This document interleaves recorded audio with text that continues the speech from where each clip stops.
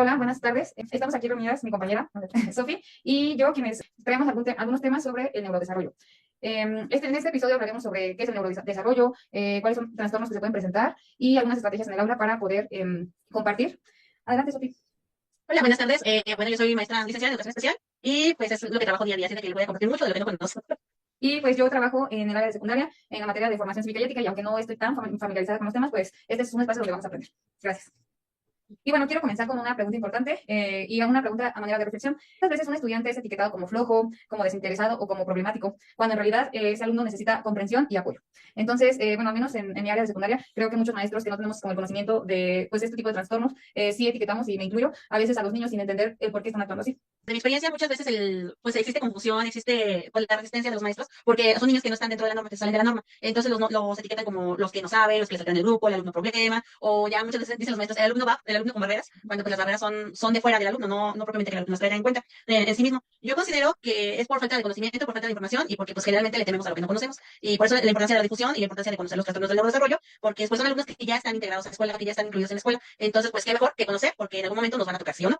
Es Sí o correcto. sí. Es correcto, porque muchos maestros a veces están renuentes en el a poder atender o incluir a los niños. Yo he escuchado mucho que dicen, es que es trabajar doble, es que nosotros no somos especialistas, Ujú. es que se deben de canalizar con personas, pero pues ya los tenemos que incluir. Y pues al final de cuentas, creo que esa actitud pues no ayuda para nada, al contrario, pues lo que hace es excluir o hasta cierto punto pues también discriminar. Entonces, pues ya es un campo en el que nosotros estamos desempeñándonos y nuestra obligación y nuestro deber es ser competentes para poder atender a esos niños que necesitan recibir pues una educación al igual que todos. ¿Saben? Entonces, para esto pues vamos a compartir qué es lo que es el neurodesarrollo.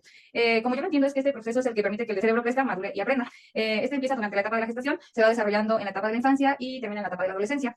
Sofi, ¿nos quieres compartir? El desarrollo pues empieza desde la gestación. Me acuerdo que había una materia muy bonita que teníamos, precisamente que era el neurodesarrollo, y pues ahí nos comentaban que influye todo, desde el tipo de persona con la que te casaste, el tipo de hábitos que tiene, las enfermedades familiares que tiene, la genética que tiene. O sea, no solamente es ahí, desde el momento de la concepción ya existe una vida y ya desde ahí se determinó, ¿no? Que tenía algún trastorno. También influye todo lo que está alrededor. Entonces también por eso es tan importante que previo al embarazo las personas se informen, se vitaminen, coman bien, hagan ejercicio, eviten toxinas como el cigarro, como el alcohol, como las drogas, porque todas en cierta medida influyen en el desarrollo embrionario y pueden desencadenar algún tipo de condición. También hay que tomar en cuenta que hay otras que son genéticas, que puede que no se den en la familia, pero pues da la casualidad que se juntan mamá y papá y los dos tienen un gen por ahí activo y pues será la condición. O también puede ser que sean heredadas. Por ejemplo, ahorita hay muchos estudios que sugieren que el trastorno del espectro autista es totalmente heredado. Entonces, si un padre o una madre autista que no tiene diagnóstico se reproduce, pues ¿qué va a pasar? Que su hijo lo más seguro es que tenga algún trastorno del espectro autista también. Y muchas veces lo que pasa es que ya nos damos cuenta hasta que el hijo empieza a tener los síntomas, lo llevamos al especialista y pues no, pues es que mi hijo es como yo a la edad, y pues ahí el especialista pues qué sorpresa, tu trastorno. Sí, y relacionado con lo que mencionas, muchas veces, y en la actualidad se ve bastante que, pues, tanto papá como mamá ingieren bebidas alcohólicas y demás. Entonces, yo en lo personal como que he visto un aumento de niños que presentan trastornos. No sé si es mi percepción o quizás sea porque a lo mejor ya conozco un poco más del tema y puedo identificar, pero es algo que yo he visto en los últimos años. Entonces, no sé si vaya por ese lado o porque pues sí sea genética, pero sí es algo que yo he visto más. Incluso pues también el hecho de que los niños estén largas jornadas en pantallas y demás, creo que también influye demasiado para que los niños puedan adquirir ciertos trastornos y que pues evidentemente no se desarrollen, por ejemplo, en el lenguaje, en la comunicación y demás. Bien, entonces, pues este proceso, pues el trastorno se va dando cuando se altera o se dificultan lo que es el lenguaje, la comunicación, la conducta, el aprendizaje, la motricidad o la atención. Y relacionándolo con lo que había mencionado, pues el hecho de que un niño sea criado a través de pantallas, pues va a presentar en un futuro pues estos trastornos, ya sea, creo que yo lo he vivido como del habla, principalmente. O atención, también. Fíjate que sí es muy importante eso que estás diciendo, estar imitando el lenguaje, que tu mamá te esté hablando, que te esté cantando, que estés viendo cómo interactúan los demás adultos, a que veas que nada más está la tele prendida, o lloras y te dan el celular, te ponen TikTok, o que tus mismos papás, los mismos adultos de tu entorno, los mismos niños de tu entorno, están todo el día en la pantalla, entonces no hay estimulación, y por lo tanto se viene este rezago en la comunicación oral.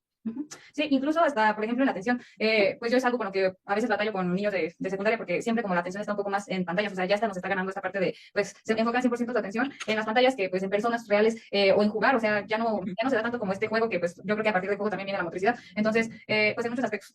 Simplemente los trastornos del neurodesarrollo. Del neurodesarrollo son alteraciones que aparecen desde etapas muy tempranas de la vida y afectan de forma significativa el cerebro cuando se desarrolla y cómo funciona. Esto viene a impactar en las habilidades como la cognición, la motricidad, el lenguaje, la interacción social y la conducta. En palabras de Tapar, Cooper y Ruther, son condiciones heterogéneas donde hay retrasos o alteraciones en habilidades motoras, sociales, de lenguaje y cognitivas. El cerebro forma sus circuitos de manera distinta, lo que provoca que el niño aprenda y procese el mundo de otra forma. Son muy comunes, afectan entre el 10 y entre el 5 y el 10% de la población, empiezan desde muy temprano y son una forma diferente del neurodesarrollo. No es que el niño en algún momento se va a componer, no es una enfermedad, no es que si te doy la pastillita mágica ya tienes la cura, no, es algo inherente al niño con lo que se tiene que trabajar, se tiene que atender y justamente entre más temprano se haga, mucho mejor. Algunos trastornos del neurodesarrollo se notan desde que son bebés, por ejemplo la discapacidad motriz, otros como el autismo, como hasta los 2 3 años, cuando ya las exigencias de la vida superan las habilidades del niño, y otros como los trastornos de lenguaje, de la comunicación, de la escritura, hasta que entran a la primaria y pues no pueden acceder a estas habilidades. Bien, y aquí quisiera como hacer hincapié en la responsabilidad que nosotros tenemos como docentes. Bueno, al menos yo creo que en mi caso, cuando los niños llegan a secundaria, hay muchos niños que vienen pasando así preescolar, primaria y a veces se detecta. Y se detecta por lo que yo mencionaba, o sea, anteriormente como que no se tenía conocimiento de estos trastornos, no se tomaban en cuenta. Y el hecho de que vaya pasando una etapa, un grado y demás, y el trastorno pues va aumentando, entonces porque no se está teniendo la atención adecuada con ese alumno. Entonces, la principal responsabilidad que nosotros tenemos pues es el detectar. Y el detectar, ¿cómo hacerlo? Es sospecho que este alumno te presenta esto, porque muchas veces nos vamos al extremo de, ese niño es autista, ese niño es hiperactivo. Pero no podemos nosotros como docentes, creo, dar un diagnóstico, sino tenemos que canalizar para que los especialistas puedan atenderlo. Nosotros únicamente pues hacer nuestra recomendación con mamá o con papá si no se tiene el servicio de USAID, entonces no dar un diagnóstico como tal, porque muchas veces hasta podemos llegar como a espantar a un papá y a veces ellos están renuentes a aceptar que a lo mejor pues el hijo presenta algún tipo de trastorno, ya que pues también no es algo que comúnmente se hable de ello. Fíjate que en esta parte, en USAID es muy común que te acerques a los papás porque ya hubo una canalización, ya hubo una evaluación y te acercas a los papás para explicarles por qué se le va a prestar el servicio al niño y si ellos autorizan o no, y su cara es de terror. Así de, pues, ¿por qué le está diciendo esto? Y también aquí es importante señalar que USAID, los servicios de educación especial, ni siquiera la psicóloga, somos capaces de diagnosticar. Se puede detectar indicios, parámetros y con estos hacer una canalización al neurólogo, al psiquiatra, al otorrinolaringólogo, al foniatra, pero nunca. El principal es la discapacidad intelectual. Esta se caracteriza por limitaciones de razonamiento, planificación y conducta adaptativa. Afecta áreas como el lenguaje, las matemáticas, el autocuidado, habilidades sociales y socioemocionales. También está el retraso global del desarrollo, que generalmente se presenta entre el nacimiento, los meses de vida y los 5 años, y afecta a más de 2 áreas, por ejemplo, la cognitiva, la motora, el lenguaje, lo social o actividades de la vida diaria. Todavía no puede medirse el CI, así que se valora globalmente. Aquí es muy importante el espectro autista. El trastorno del espectro autista incluye dificultades en la comunicación, la interacción social, la flexibilidad y son muchas conductas repetitivas. Los niños pueden tener intereses en desarrollo, que es el TDAH. Este se caracteriza por la desatención, la hiperactividad, la impulsividad o una mezcla de los tres. Aparece generalmente antes de los 7 años y debe de verse en más de un entorno, escuela y casa. También, pues estos trastornos pueden ser de la comunicación. Aquí entra el lenguaje, lo fonológico, tartamudez o trastorno de la comunicación. Puede ser un alumno que habla muy poco o usa frases incompletas, puede ser un alumno que pronuncia mal ciertas palabras o que no se le entiende, esté enfocado a la tartamudez, o el que no logra seguir el hilo de una conversación o no entiende como chistes. Por otro lado, también tenemos trastornos motores. Un estudiante extremadamente torpe para recortar, para correr, para escribir, lo que vendría siendo la dispraxia. Otro alumno que repite movimientos como balancearse o mover las manos, tiene que ver con los trastornos de movimientos estereotipados. O alguien que parpadea o hace sonidos o encoge los hombros involuntariamente, son trastornos de tics o síntomas. Como siguiente trastorno serían específicos del aprendizaje, que pueden ser la dislexia, que es lectura lenta, confusión en las letras, problemas de comprensión.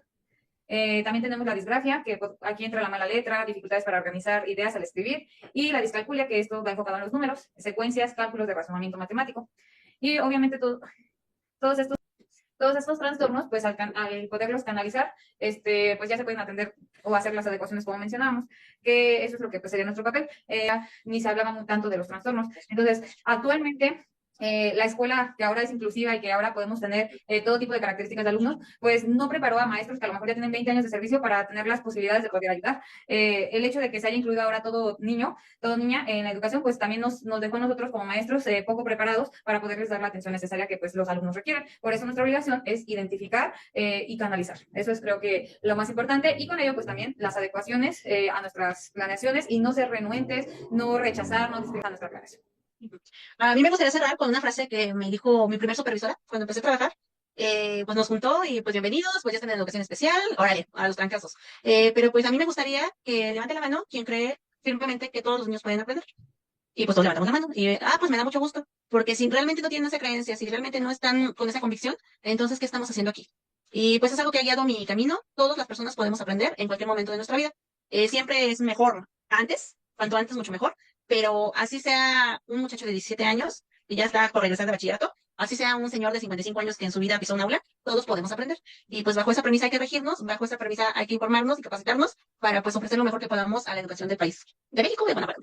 Pues esa creo que es la grandeza de nosotros como docentes y pues también la capacidad que tiene nuestro cerebro, la neuroplasticidad, el aprender a lo largo de la vida.